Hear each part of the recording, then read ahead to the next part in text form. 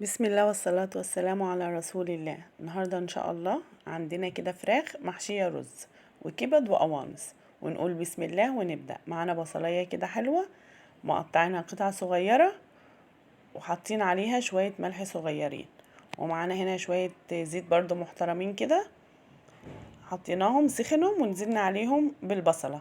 ومعانا هنا الكبدة والقنصة بتوع الفرخة قطعناهم قطع صغيرة وهننزل على البصلة بيهم، هنشوحهم كده مع بعض بشوية ملح وفلفل وكمون وشوية شطة.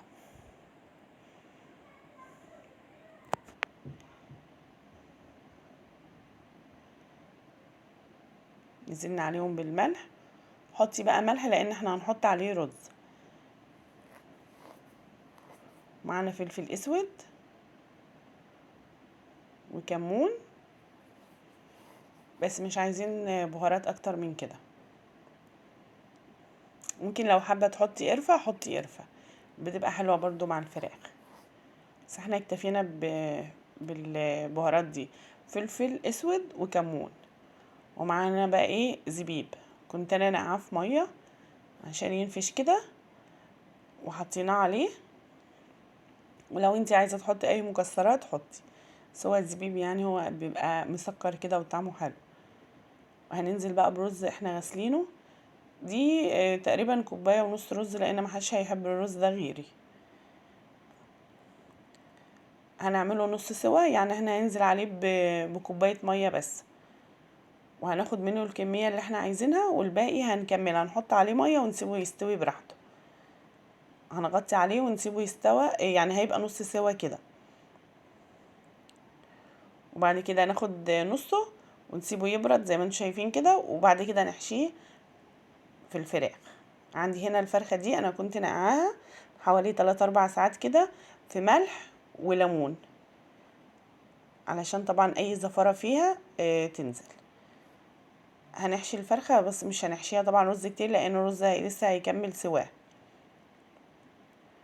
حشيناها وخيطناها كده، ولو عايزاها تعمليها بخلة اسنان اللي يريحك يعني.